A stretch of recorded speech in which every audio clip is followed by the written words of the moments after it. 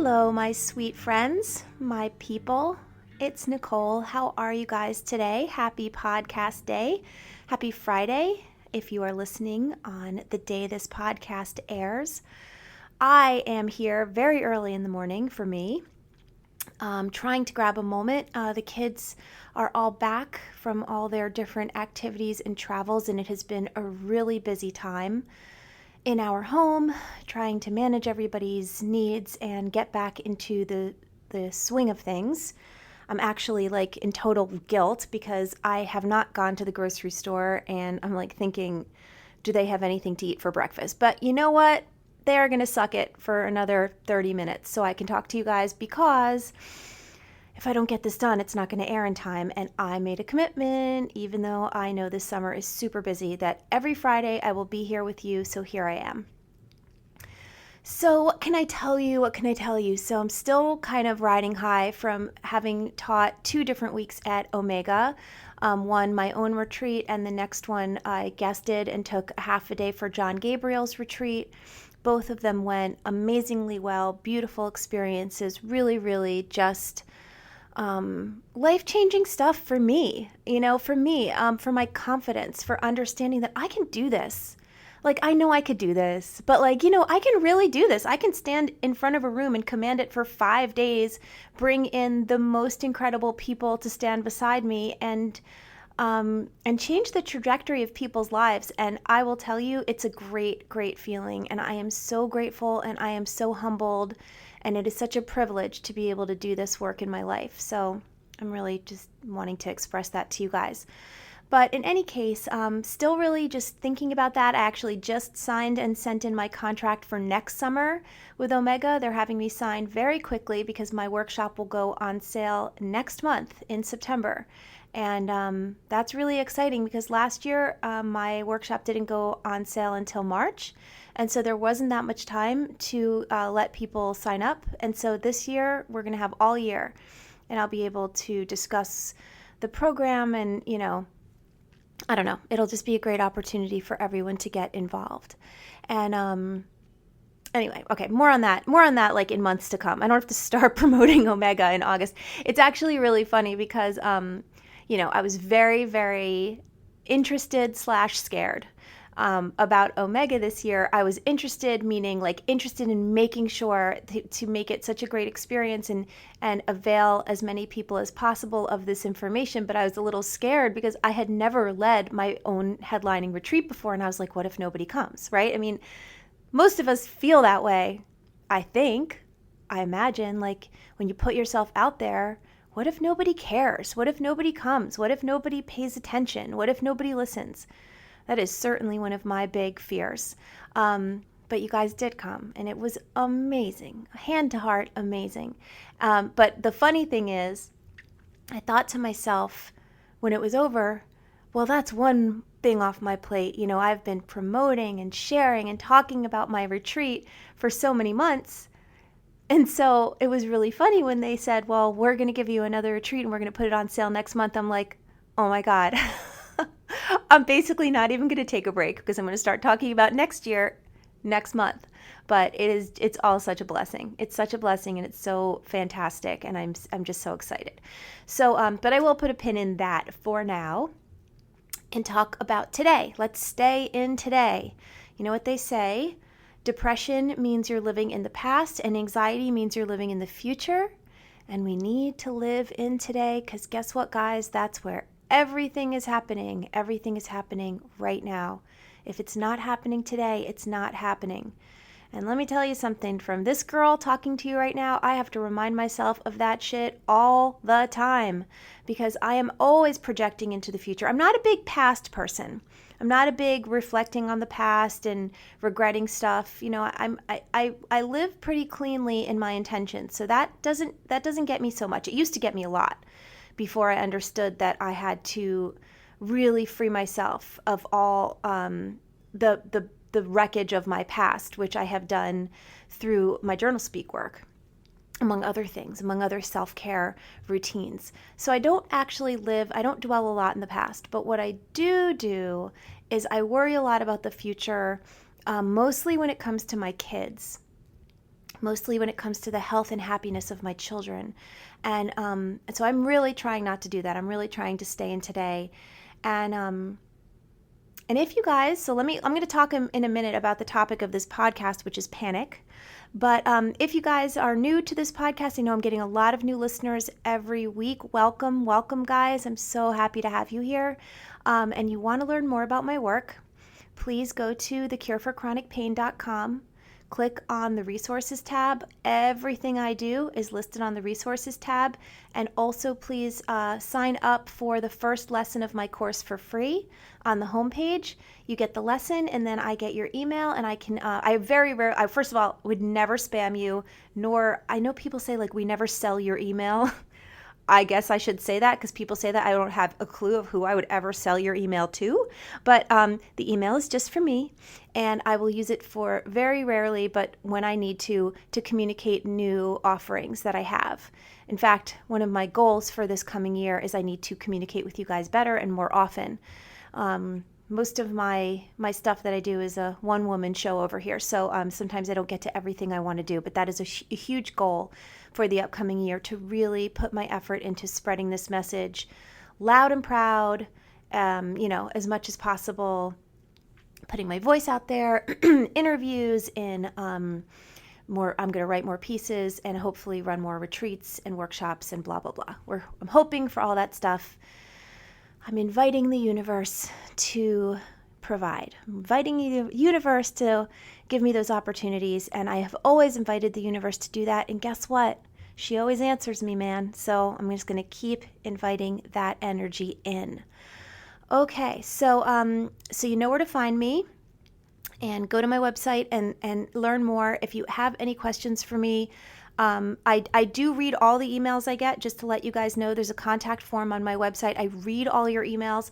I don't have the capacity to answer people's personal questions. This is where my pain is. What should I do? It's just, I could never do that. There's too many that come in. But I do want to tell you guys, just for all those people that write me about, wanting to tell me about their specific pain syndromes and asking me what they should do, I want to tell you guys just like a little secret that sometimes is hard to hear, but it's the capital T truth. So just try to hear that with an open heart. The specific symptoms and the way they are exhibiting themselves in your body, it doesn't matter. It doesn't mean that I'm not caring about you and how you're feeling. I'm saying, if it's a migraine that comes after you eat sugar, or if it's back pain that exhibits usually when you get up in the morning, or if it's fibro that gets triggered by, travel, or, or if it's irritable bowel that you think has to do with gluten, all the things that you guys write me about, all of these are simply manifestations of TMS. And TMS has been explained along the lines in this podcast. It is the umbrella under which Dr. Sarno coined all chronic illness and symptoms to reside. We call it TMS because it is just a simple term that covers all of these syndromes, all of these symptoms. And basically what that means is that your nervous system is in sustained fight or flight. Your brain and your nervous system are firing pain signals and symptoms and different discomforts to different muscle systems or bodily systems in your body that are flaring up as a result of protecting you from the predator of your repressed emotions. If you're new to this, you might say, that sounds crazy, Nicole. And I will tell you, it does sound crazy. I have always thought it sounded crazy, but for 25 years I've been doing this work in my own body and with thousands of people around the world. And as crazy as it sounds, when you start uncovering your repressed emotions consistently, with belief in the process and with patience and kindness for yourself, they go away. One person's irritable bowel is another person's back pain, is another person's fibromyalgia, is another person's knee pain, is another person's migraine. They go away. The pain signals simply stop firing.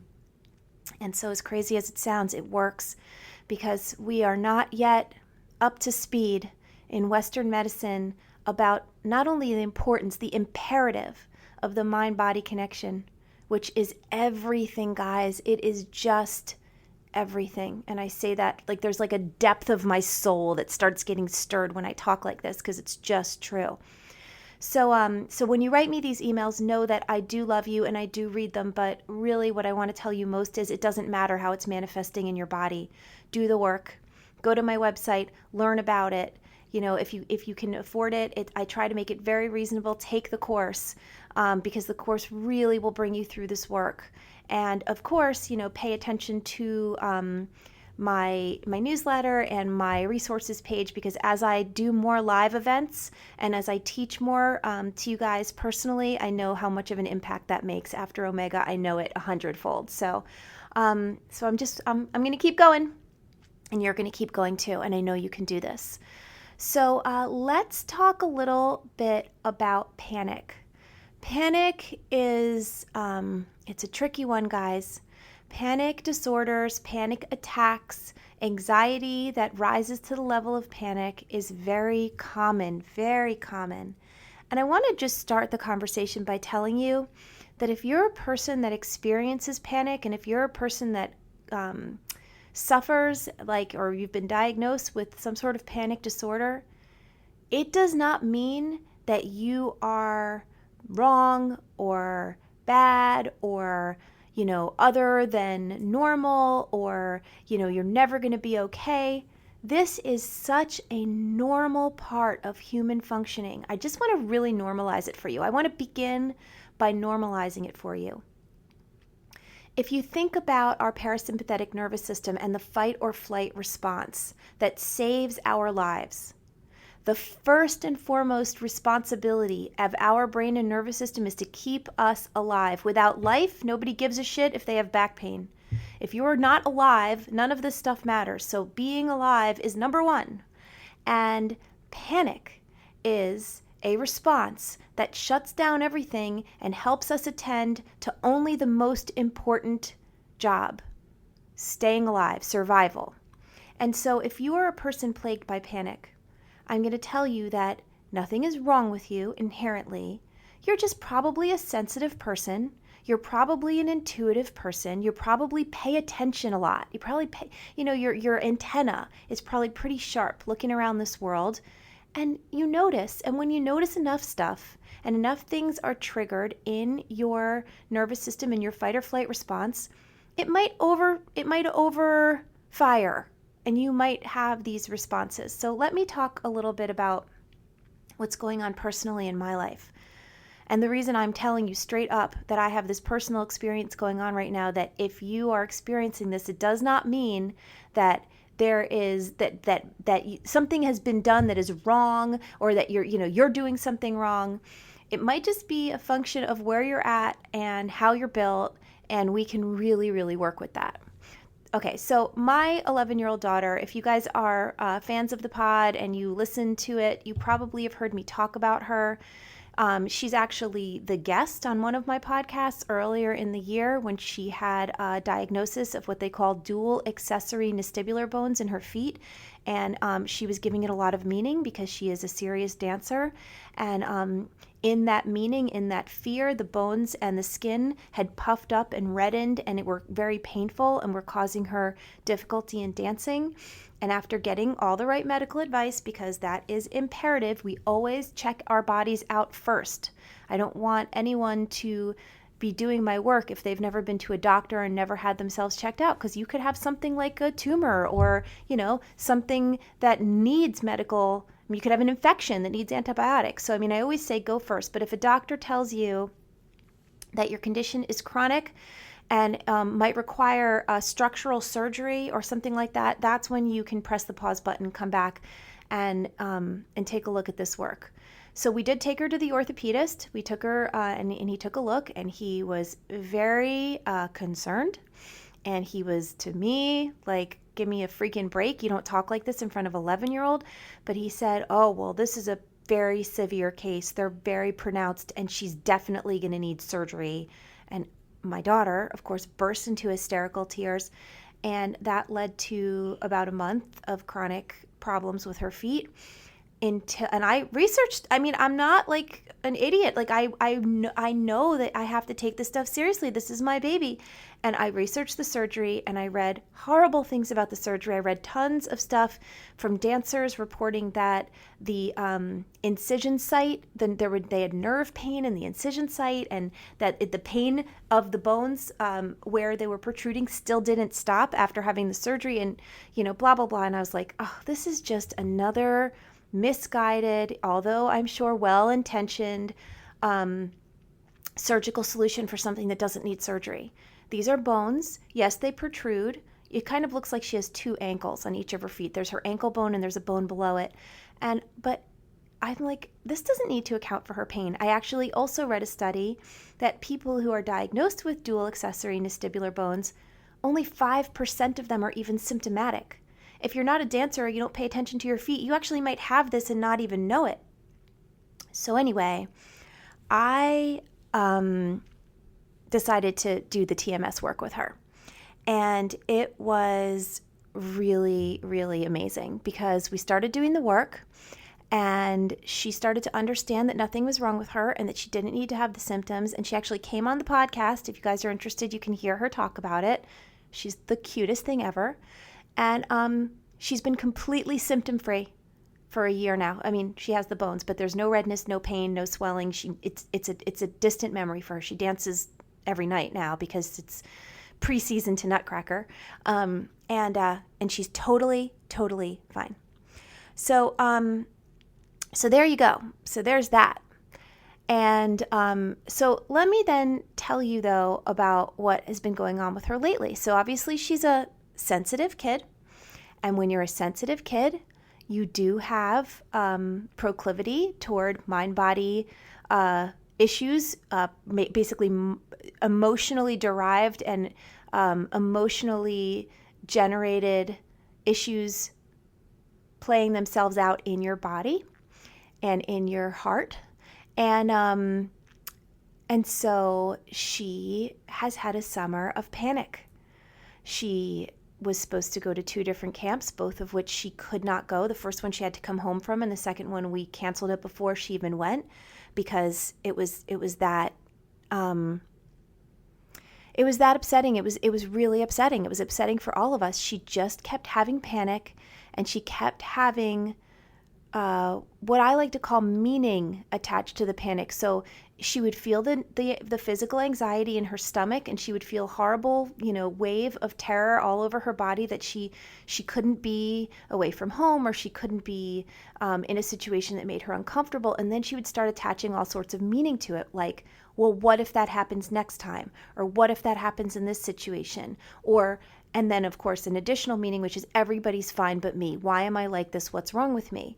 And when you hear your child talk like that, it's, of course, very upsetting, but it also makes me understand that she is living in the future all the time, projecting, pre-grieving, figuring that things that used to be okay for her now aren't going to be okay for her.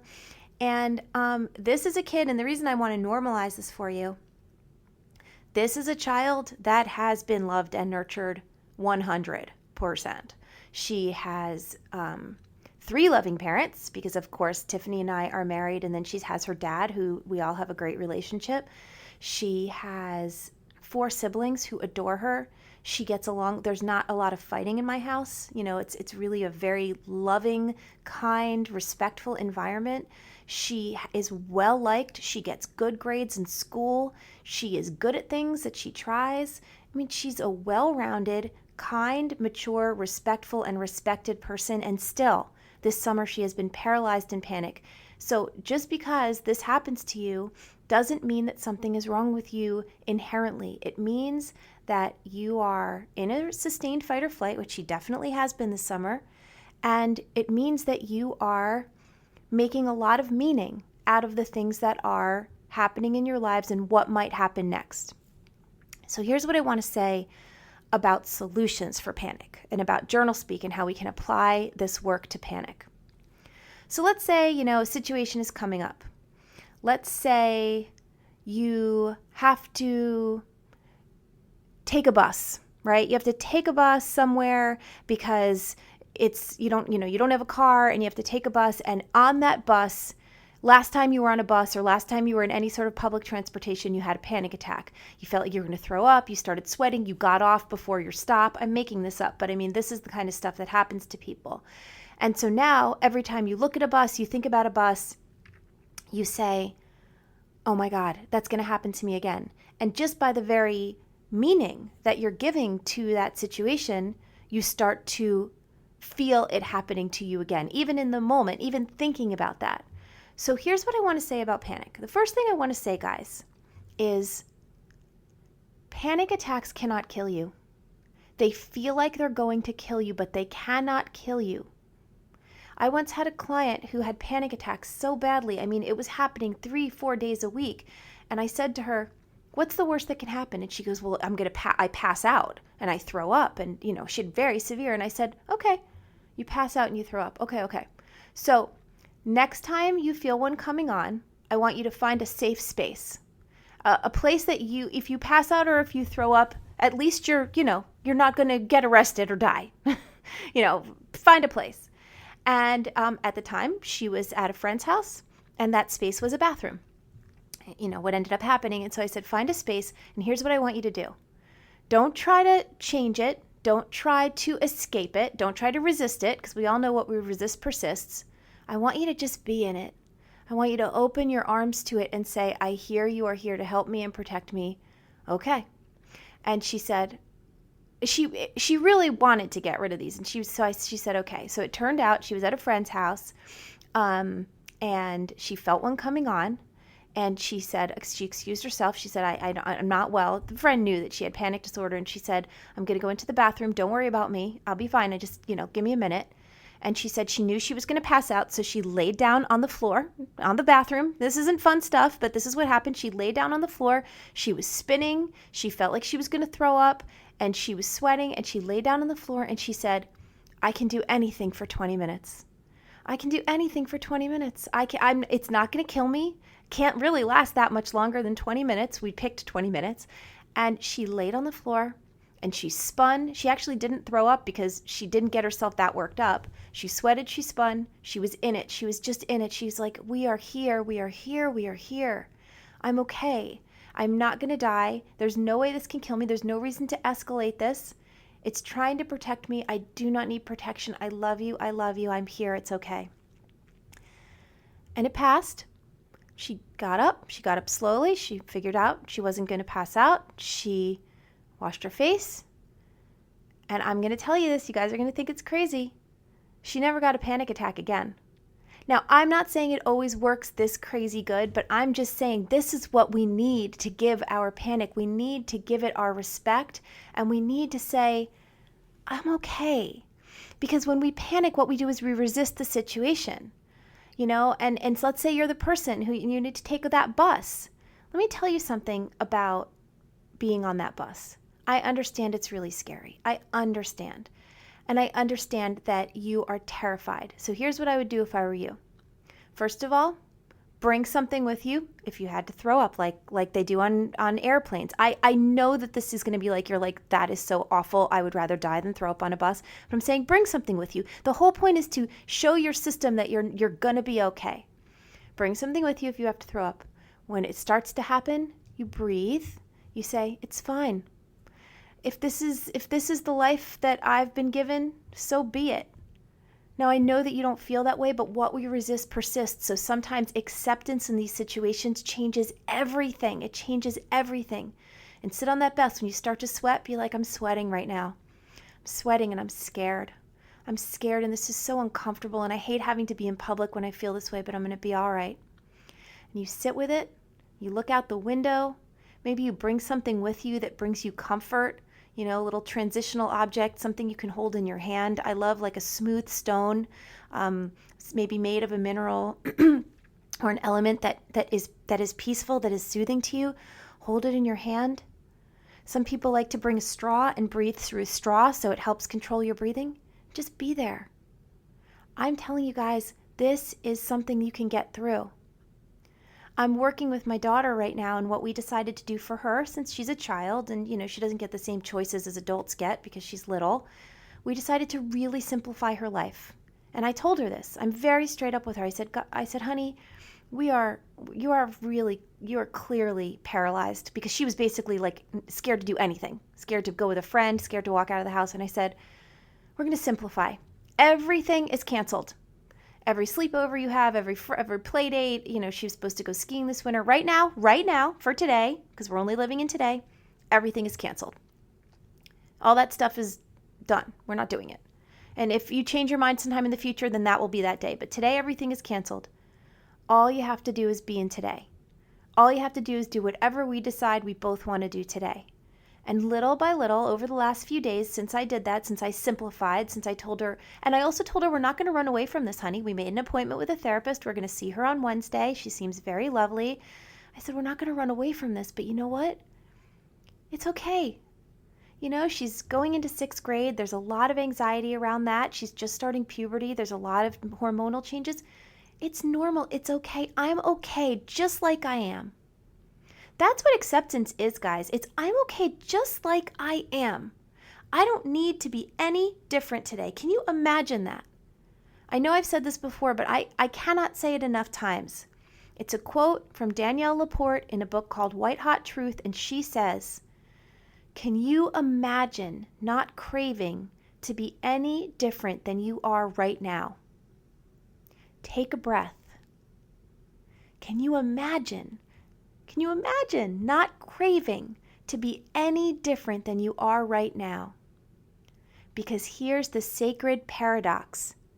Transformation begins with the radical acceptance of what is. Do you guys understand the gravity of that statement? Transformation begins. We're all here because we want to transform. That's why we're here. Transformation begins with the radical acceptance of what is.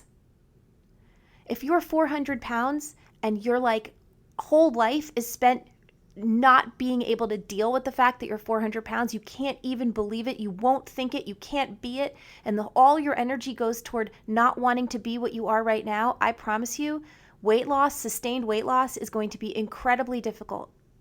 The people I know, because I just came from the John Gabriel retreat, which is a mind-body weight loss retreat, the people I know that have been 400 pounds, which I know several that are now completely healthy, normal weights, exercising and living their best life, those people began that weight loss journey that led to a sustained healthy life by saying, all right, I'm 400 pounds. That's me. If I'm 400 pounds for the rest of my life, I guess I better accept that because that's who I am. Okay, here I am. That's fine. Here I am. It's called acceptance. Every one of those people is healthy now that has done that. And that's what John Gabriel teaches. So look into his work if you're struggling with your weight. It's amazing. It's called the Gabriel method. But anyway, what I'm trying to say is that transformation begins with the radical acceptance of what is. So you have a panic disorder. So you struggle with panic. That's what is, guys. That's what's going on. You can sit with your journal speak, and it's a beautiful practice to do a practice of what is. I have a panic disorder. This is what it looks like. Pretend you're a court reporter. And you're just reporting on your condition. This is what it looks like. I have a panic disorder. When I do this, this, and this, I start to feel this, this, and this. This is what's happening. This is what is. Get it all down. Write it all out. And then look at that and say, yep, that's me. And I know that acceptance feels like resignation, guys, but I cannot promise you enough it is not. Acceptance is the door through which all your freedom resides. My little baby, she needs to accept because she kept saying to me, Mommy, I don't want to be like this. I just want to be like I used to be. And I said, Sharsh, there is no used to be. You're going to grow up and every year you're going to be bigger and you're going to be different and your hormones are going to change and life keeps getting more challenging. And that's what happens. We are not resisting this. You are who you are today. And here we are. I mean, it's such a great opportunity to be a parent and do this shit right. And I invite all of you guys that we can reparent ourselves. Not every way that we were treated was kind or just or right. I hear you. I know. But we can reparent ourselves today with that same kind, loving patience that I give to my children. We can do that for ourselves. We all can. So, all right, well, on that note, I am hearing rumblings downstairs, and I know that I am pushing it with 30 minutes of talking to you guys without being interrupted by my little monsters. So I'm going to jump, but I want you guys to know that I love you. I know you can do this. I know this is hard, but if you can just start to accept where you are right now, today, and understand that treating yourself with patience and kindness and forgiveness and acceptance is the way out, you are on the right course. And if you have enjoyed this podcast today, if you are enjoying it, I would really appreciate it if you could jump over to iTunes and search up The Cure for Chronic Pain with Nicole Sachs and rate and review it. It really helps, and not to mention warms my heart beyond when I see what you guys have to say in the comments. All right, well, it's been a pleasure. Until next time, this has been The Cure for Chronic Pain with Nicole Sachs. That's me. Bye-bye.